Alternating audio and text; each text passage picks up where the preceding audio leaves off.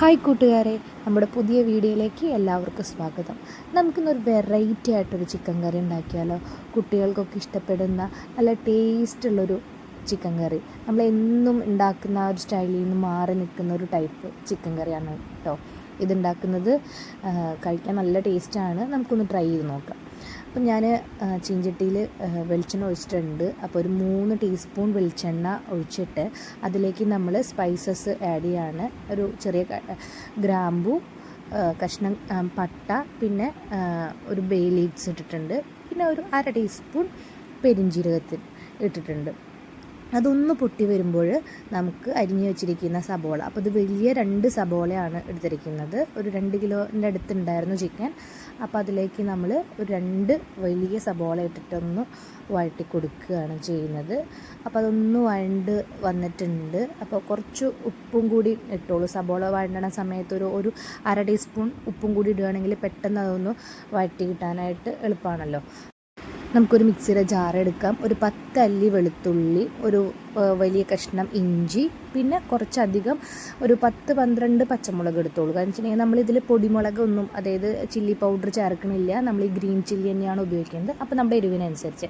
പിന്നെ ഒരു പിടി പുതിനയുടെ ഇലയും ഒരു പിടി മല്ലിയിലയും, പിന്നെ അതുപോലെ തന്നെ ഒരു കുറച്ച് നമ്മുടെ കറിവേപ്പിലയും കൂടി ഇട്ടിട്ട് ഇതെല്ലാം കൂടി ഒന്ന് വെള്ളമൊഴിക്കേണ്ട, അതിലുള്ള ആ ഒരു ഈർപ്പത്തിൽ തന്നെ ഒന്ന് അരച്ചെടുക്കണം.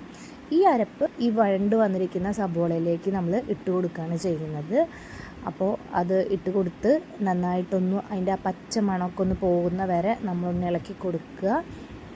അപ്പോൾ തീ കുറച്ച് വെച്ചിട്ട് ഒന്ന് ഇളക്കി കൊടുത്താൽ മതി. കാരണം ഇത് ചേർക്കുമ്പോൾ അടിയെ പിടിക്കാൻ ചാൻസ് കൂടുതലാണ്. കാരണം വെച്ചാൽ ഇഞ്ചിയും വെളുത്തുള്ളിയൊക്കെ അരഞ്ഞത് കൊണ്ട് തന്നെ പെട്ടെന്ന് അടി പിടിക്കും. അപ്പോൾ അതൊന്ന് മൂപ്പിച്ചെടുക്കുകയാണ് ചെയ്യുന്നത്.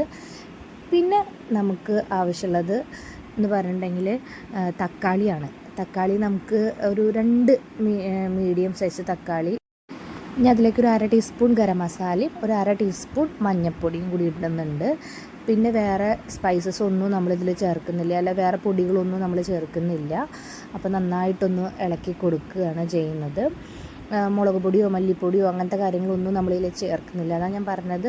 എന്നും ഉള്ളതിനേക്കാൾ ഒരു പ്രത്യേക ടേസ്റ്റാണ് ഇതിന് എന്ന് പറഞ്ഞിട്ടുണ്ടെങ്കിൽ. അപ്പോൾ പിന്നെ ഞാൻ പറഞ്ഞല്ലോ 2 തക്കാളി, അത്യാവശ്യം പഴുത്ത തക്കാളിയാണ്. ഞാനതൊന്ന് അരച്ചെടുക്കുന്നുണ്ട്. ഇനി ആ തക്കാളിയുടെ ആ അരപ്പും കൂടി നമുക്കിതിലേക്ക് ഒഴിച്ചു കൊടുക്കാം. എന്നിട്ടൊന്ന് നന്നായി ഇളക്കി കൊടുക്കുക. ആ തക്കാളിയുടെ ആ പച്ച ടേസ്റ്റൊക്കെ പോയി ആ എണ്ണ ഒന്ന് തെളിഞ്ഞ് വരുന്ന വരെ ഒന്ന് ഇളക്കി കൊടുക്കുകയാണ് ചെയ്യുന്നത്. പിന്നെ ഞാൻ ഓൾറെഡി ചിക്കൻ വേവിച്ച് വെച്ചിരുന്നു. അപ്പോൾ ഉപ്പും മഞ്ഞൾപ്പൊടിയും ഇട്ടിട്ടാണ് ഞാൻ വേവിച്ച് വെച്ചിട്ടുണ്ടായിരുന്നത്. നിങ്ങൾക്ക് വേണമെങ്കിൽ അപ്പോൾ അതിൽ കുറച്ച് വേണമെങ്കിൽ മുളക് പൊടി ചേർക്കാം, ഇല്ലെങ്കിലും കുഴപ്പമില്ല. അപ്പം ഞാൻ ആ വേവിച്ച് വെച്ചിരിക്കുന്ന ചിക്കൻ്റെ പീസ് മാത്രം ഈ മസാലയിലേക്ക് നമ്മൾ ആദ്യം ഇട്ട് കൊടുക്കുകയാണ് ചെയ്യുന്നത്. എന്നിട്ട് നന്നായി ഇളക്കി കൊടുക്കുക. ചെറിയ തീയിൽ തന്നെ ഇടാനായിട്ട് ശ്രദ്ധിക്കുക.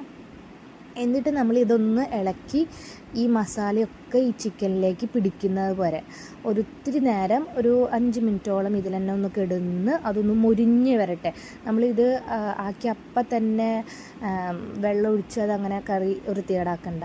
പകരം ഈ മസാലയിൽ കിടന്ന് ഒന്ന് മൊരിഞ്ഞ് വരണം. അപ്പോൾ ചിക്കൻ്റെ ആ ടേസ്റ്റ് ഒന്നും കൂടി നന്നായിട്ട് കൂടും. അപ്പോൾ ഒന്ന് നന്നായിട്ടൊന്ന് മൊരിഞ്ഞതാ കണ്ട, എണ്ണയൊക്കെ തെളിഞ്ഞ് വന്നിട്ടുണ്ട്.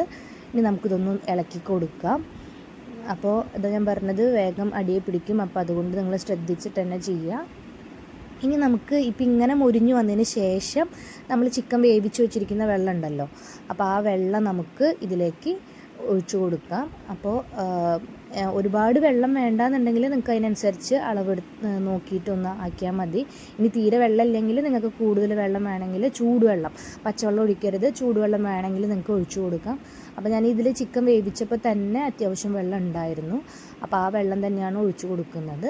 പിന്നെ ഇനി അതിൽ കിടന്നിട്ട്, അപ്പോൾ ചിക്കൻ നമുക്കൊക്കെ വെന്ത് കഴിഞ്ഞതാണ്. അപ്പം ഇനി അതിൽ കിടന്ന് വേവേണ്ട ആവശ്യമൊന്നുമില്ല, പക്ഷെ ഒന്ന് കുറുകി വരണം. അപ്പോൾ ഒന്ന് തീ കൂട്ടിയിട്ടിട്ട് ഞാനന്നൊന്ന് കുറുക്കി എടുക്കുന്നുണ്ട്. വെള്ളം ഒഴിച്ച കാരണം പിന്നെ തീ കൂട്ടിയാലും പ്രശ്നമില്ല. അപ്പോൾ അതൊന്ന് കുറുകി വന്നിട്ടുണ്ട്.